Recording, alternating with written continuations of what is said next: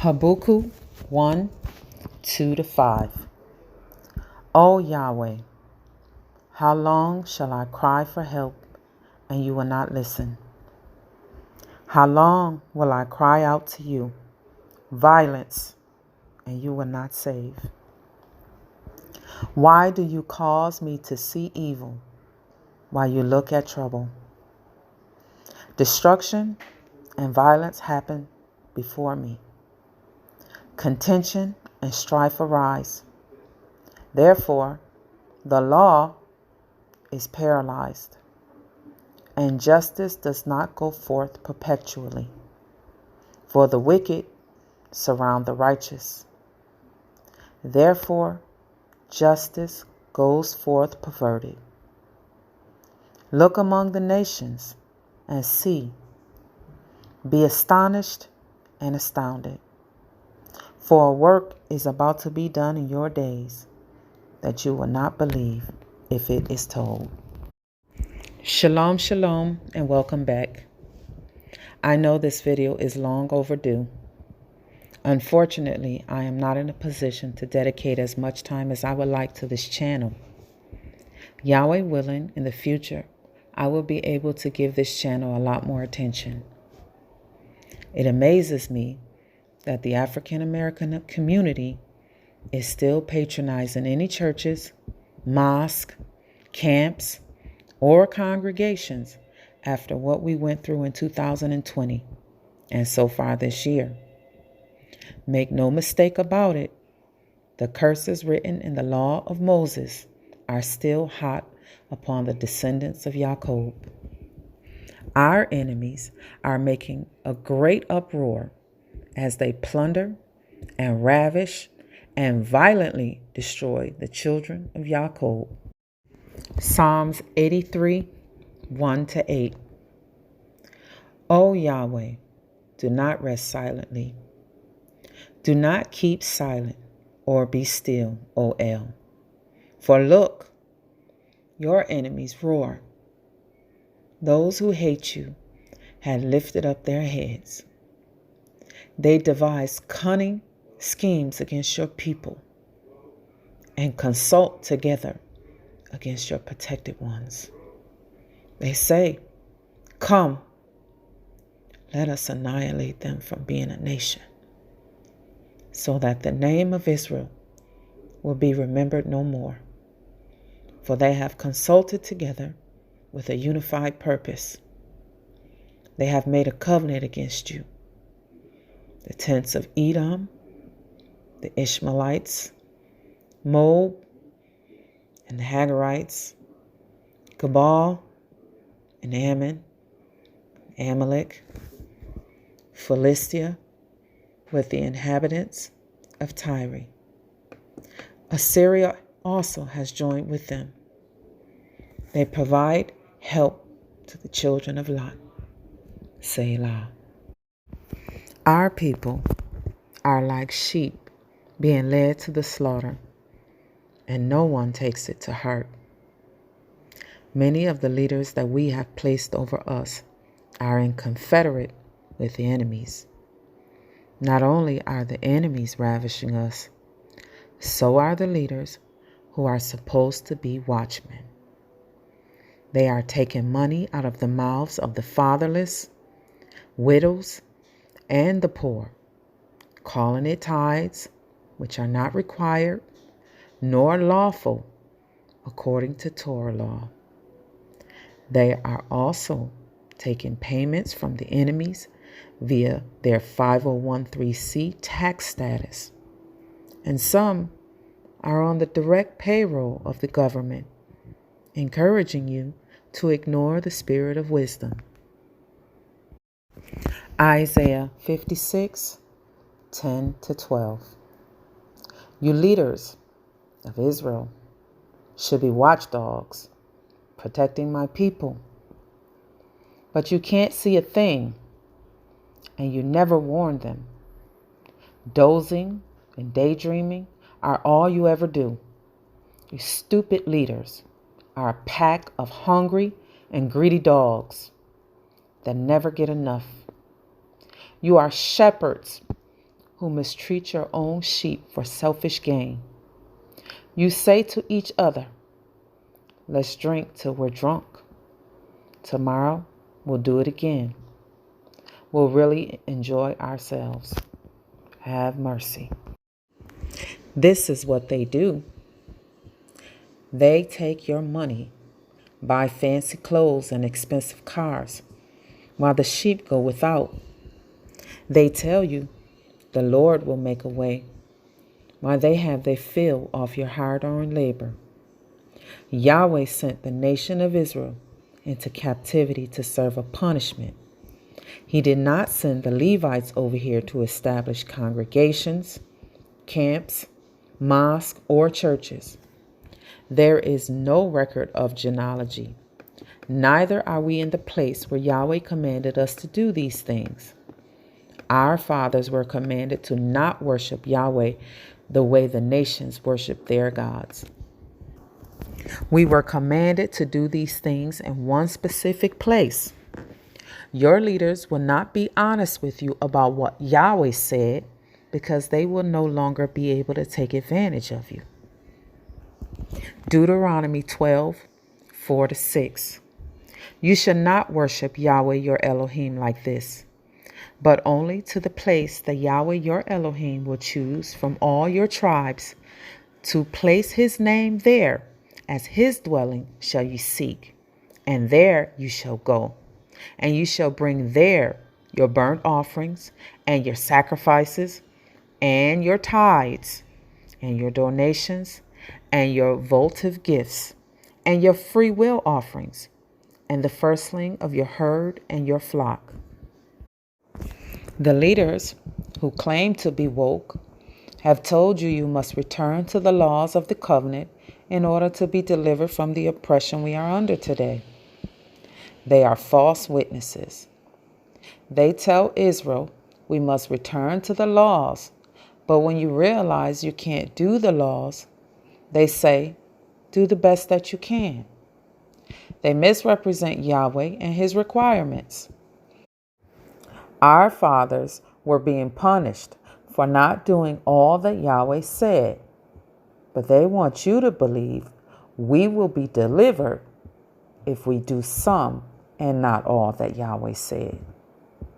Yahweh is angry with the sons of Jacob. Our enemies have openly waged war on us. There's a full assault on the nation of Israel, and we are silent and powerless to defend it. Our power is gone.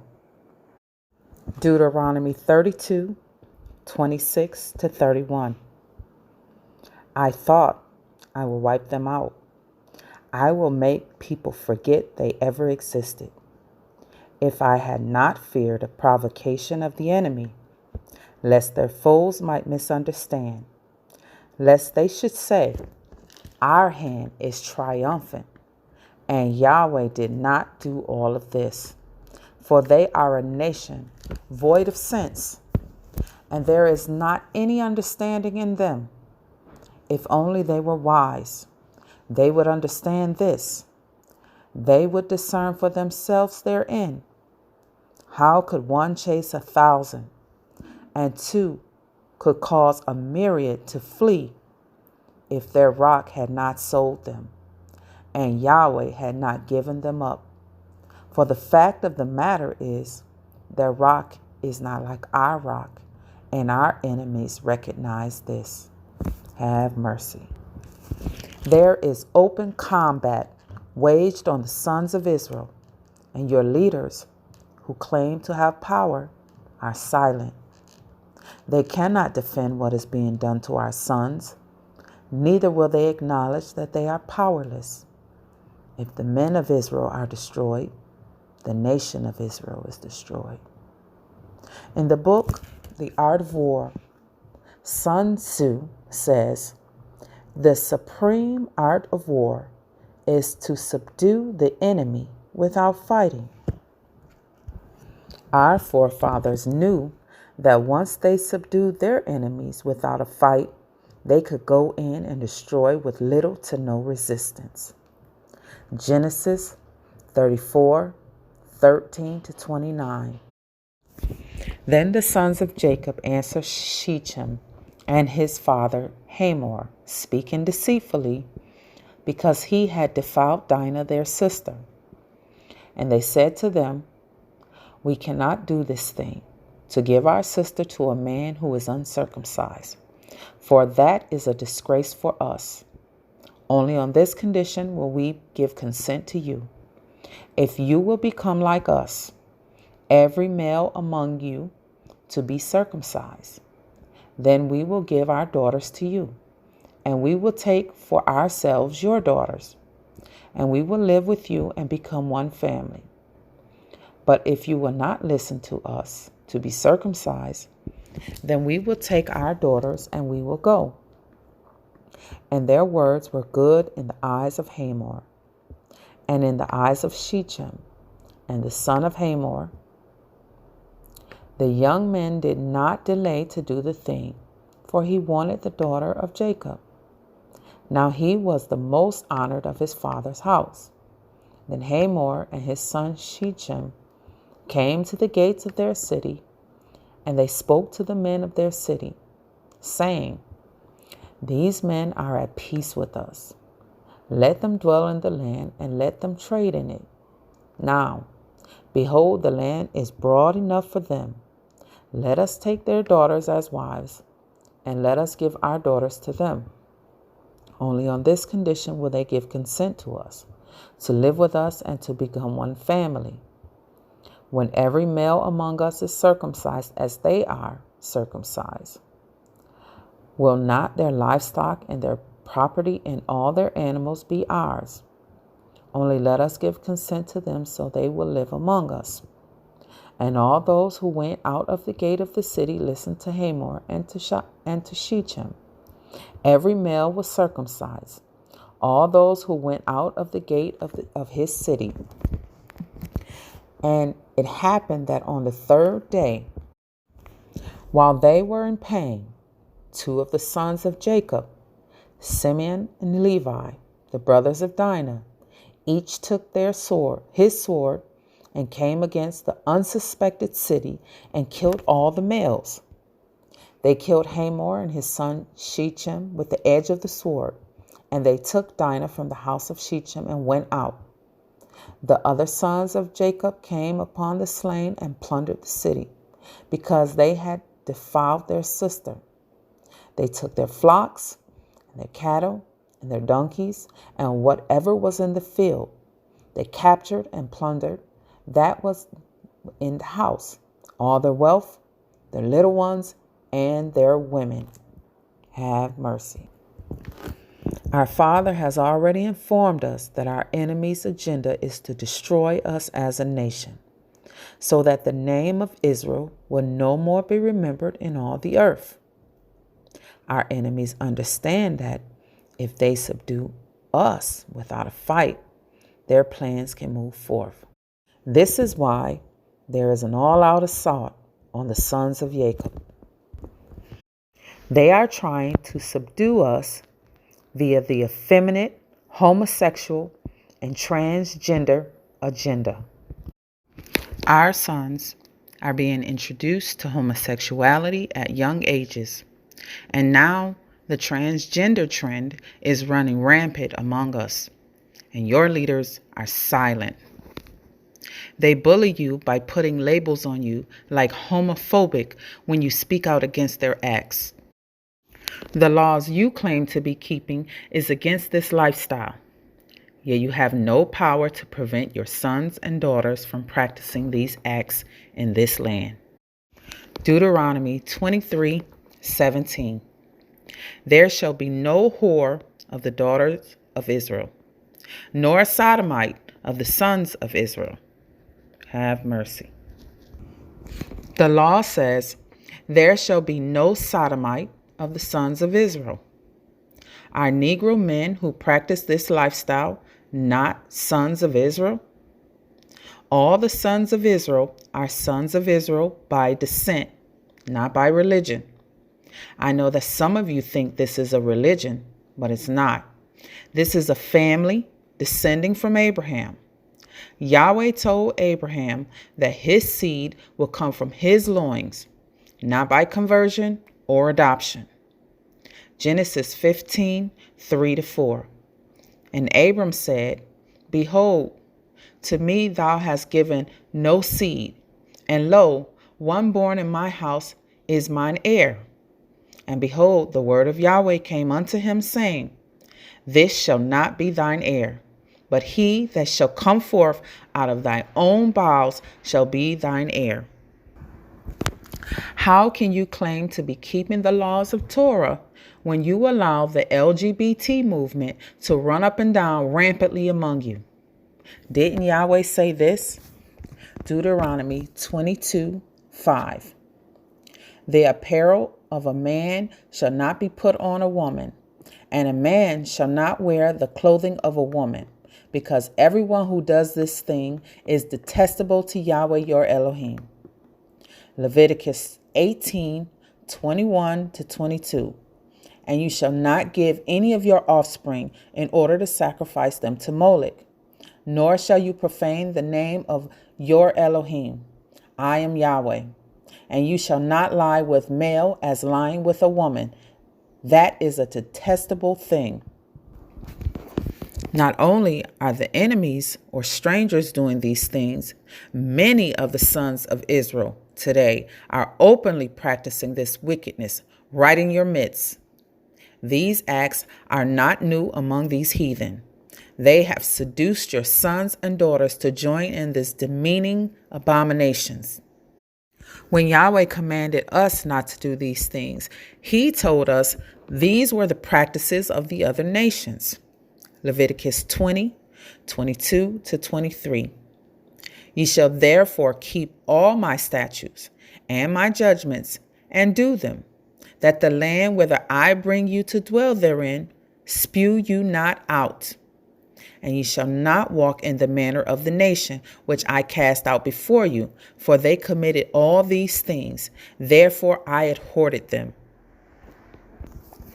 Leviticus 18:22-24. Thou shalt not lie with mankind as with womankind. It is an abomination.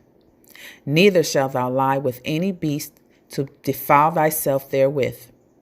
Neither shall any woman stand before a beast to lie down thereto. It is confusion. Defile not ye yourselves in any of these things, for in all these the nations are defiled which I cast out before you.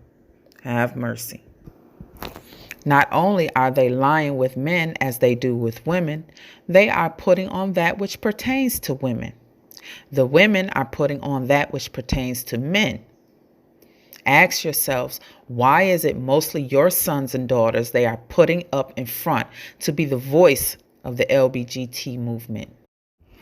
If we were in our land doing the law as commanded, we would be required to get the evil from among us. Leviticus 20:13. If a man also lie with mankind as he lie with a woman, both of them have committed an abomination. They shall surely be put to death. Their blood shall be upon them. The covenant you claim to be keeping requires the judgment for this wicked act to be carried out on the offender. Where is the judgment, Israel? Leviticus 18:4-5. Ye shall do my judgments and keep my ordinances, to walk therein. I am Yahweh your Elohim. Ye shall therefore keep my statutes and my judgments, which if a man do, he shall live in them. I am Yahweh. Leviticus 26:14-16. But if you will not hearken unto me, and will not do all these commandments, and if ye shall despise my statutes, or if your soul abhorred my judgments, so that you will not do all my commandments, but that ye break my covenant, I will also do this unto you. I will even appoint over you terror, consumption, and the burning ague, that shall consume the eyes and cause sorrow of heart, and ye shall sow your seed in vain. For your enemies shall eat it. They are getting away with these acts because they are not in our land under our laws, but in the land of our enemies, subject to their laws. Why, Israel? Because our fathers failed to execute the judgments required for these wicked acts in our own land. Your leaders are telling you that Yahweh requires you to turn to the law without the judgments. But we see that Yahweh is subjecting us to this madness and confusion because they failed to do the judgments. Ezekiel 20:23-25. I lifted up my hand unto them also in the wilderness, that I would scatter them among the heathen, and disperse them through the countries, because they had not executed my judgments, but has despised my statutes, and had polluted my Shabbats, and their eyes were after their fathers' idols. Wherefore I gave them also statutes that were not good, and judgments whereby they should not live. Have mercy. Why did Yahweh say we were in our enemy's land? Let's read it again. Ezekiel 20:24. Because they had not executed my judgments, but had despised my statutes, and had polluted my Shabbats, and their eyes were after their fathers' idols. Have mercy. We are being punished not just for serving idols, Israel, but for not executing the judgments. On the mouth of two witnesses, Israel, shall the matter be established. Listen to your forefathers witness the truth on why they were in their enemy's land. Nehemiah 1:6-7.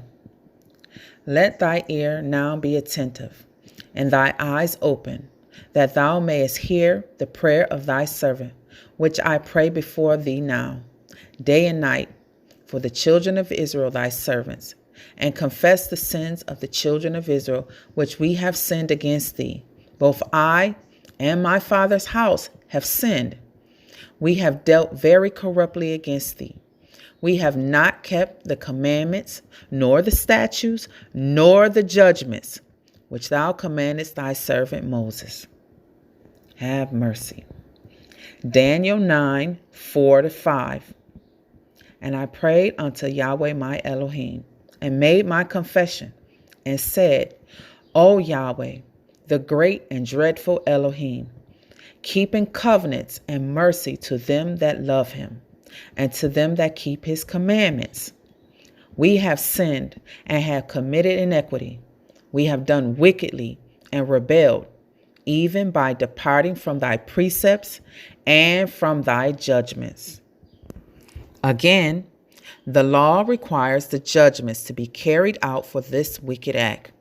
When our fathers were obedient to the covenant, this act caused them to go to war against the tribe of Benjamin. Judges 19:22-30. They were inside enjoying themselves, but some of the evil men who lived in the city surrounded the house. They pounded on the door. They shouted to the old man who owned the house. They said, "Bring out the man who came to your house.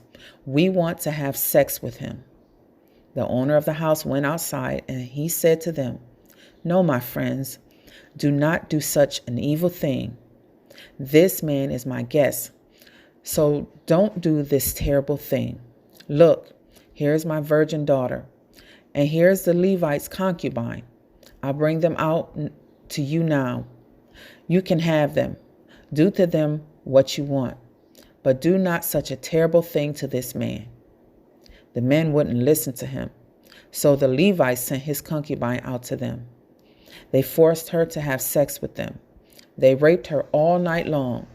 As the night was ending, they let her go. At sunrise, she went back to the house where her master was staying. She fell down at the door. She stayed there until daylight. Later that morning, her master got up. He opened the door of the house. He stepped out to continue on his way, but his concubine was laying there. She had fallen at the doorway of the house. Her hands were reaching down towards the door. He said to her, Get up, let's go. But there wasn't any answer. Then he put her dead body on his donkey, and he started out for home. When he reached home, he got a knife. He cut up his concubine. He cut her into 12 pieces. He sent them into all the territories of Israel. Everyone who saw it spoke to one another. They said, "Nothing like this has ever been seen or done before. Nothing like this has happened since the day the Israelites came up out of Egypt. Just imagine. We must do something. So let's hear your ideas." You can read further what was done in Judges 20. We can't go anywhere today without being bombarded with this homosexual transgender agenda. It is a form of bullying. Why aren't you insulted when you see their flags like you are when you see the KKK flags? Why are these heathen allowed to adopt the sons of Israel and put them in dresses and no one takes it to heart? What happened to allowing a child to be a child? Why are children being allowed to change their genders, but parents aren't allowed to decide on a vegetarian vegan diet for their own children? Does not the Spirit of wisdom says this? Proverbs 22:6. Train up a child in the way he should go, and when he is old, he will not depart from it. What do you think they are training these children to do? Not stray from these wicked acts? Proverbs 22:15. Folly is bound up in the heart of a child, but the rod of discipline drives it far from him. The rod is to discipline the child, but today, these abominations are being encouraged and promoted to the children. Your leaders are not calling out these abominations among the sons of Israel. They are saying things like, live and let live.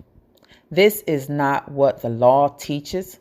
This is not returning to the law of the Almighty.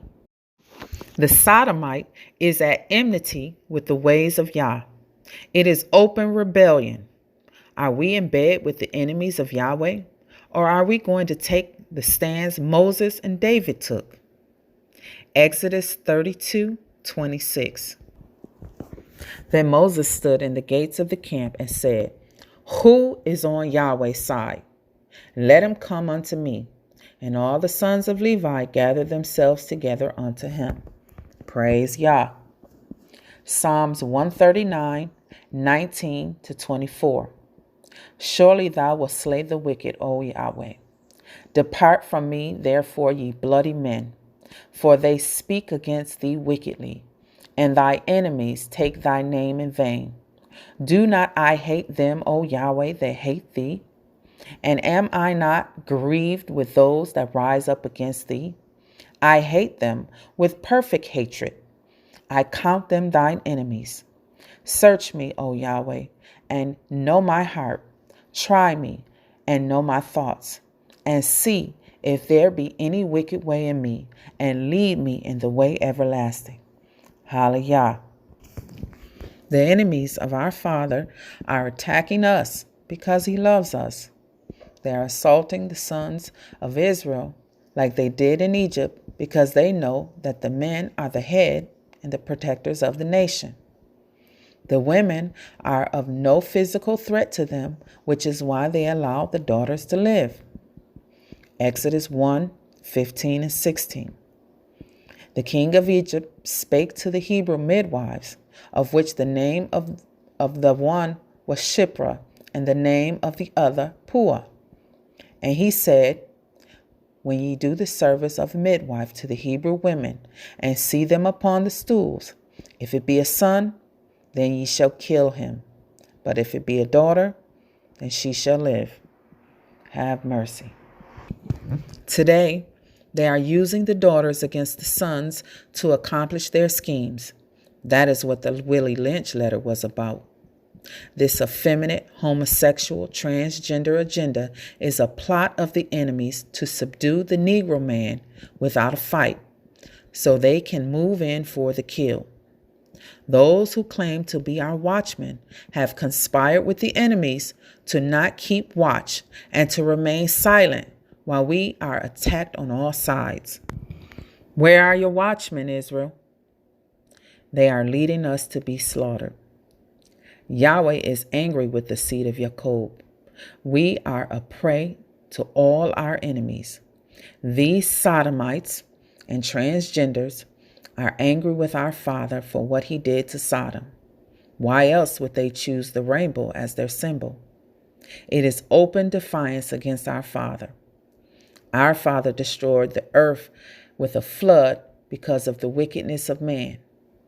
After that, he used the rainbow as a sign of the covenant he made to not destroy the earth again with a flood. Genesis 9:15-17.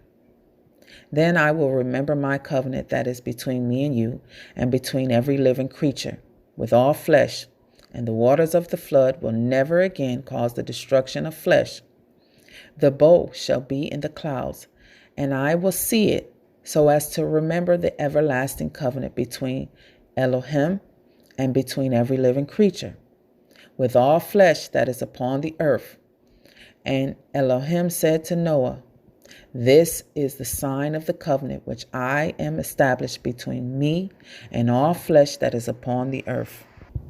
This is their way of calling out Yahweh on his covenant he made with man to not destroy the earth by flood again. They think they can do any wickedness they like and throw the rainbow sign up in Yahweh's face. Yahweh will deal with their cases when he is done dealing with us. The sad thing is many of the sons of Israel had joined forces with their enemies in this open rebellion. Many of you are silent, like the true suffering servant. The enemies are leading your sons to the slaughter, and you are silent. Isaiah 53:7. He was oppressed and afflicted, yet he opened not his mouth. He was brought like a lamb to the slaughter, and like a sheep is dumb before its shearers, so he did not open his mouth. Have mercy. Why are your leaders silent on this matter and not speaking openly about this wickedness? Why are they allowing homosexuals in their churches, camps, and congregations, knowing they are practicing these acts? Many are involved in this wickedness themselves. Others are allowing it because if they keep silent, their pockets will be fattened. Greedy dogs is what the Almighty has stated. They are receiving tax exemptions via their 501c3 status. They are public servants to the U.S. government and not servants of Yahweh. They have been lying to you all along. They cannot serve Yahweh in this land. He is not accepting any of us here. Ezekiel 20:40-42. For in my holy mountain, in the mountain of the heights of Israel, saith Yahweh Elohim, there shall all the house of Israel, all of them in the land, serve me. There will I accept them, and there will I require your offerings and your first fruits of your oblations with all your holy things. I will accept you with your sweet savor when I bring you out from the people and gather you out of the countries wherein you have been scattered. And I will be sanctified in you before the heathen, and ye shall know that I am Yahweh, when I shall bring you into the land of Israel, into the country for which I lifted up my hand to give to your fathers. Praise Yah. We cannot serve Yahweh in this filth. We cannot get the evil from among us because this is not our land. We have no power to stop these debasing, demeaning acts done by the sons and daughters of Israel, let alone by the heathen. Stop pretending to be set apart when we are in the midst of filth. We need saving, healing, and cleansing. You can pretend to be set apart among men, but you cannot pretend to be set apart among Yah. Proverbs 30:12-13. There is a generation that are pure in their own eyes, yet is not washed from their filthiness. There is a generation, oh, how lofty are their eyes, and their eyelids are lifted up. Have mercy. Shalom, shalom, and I hope you will join me for the next video.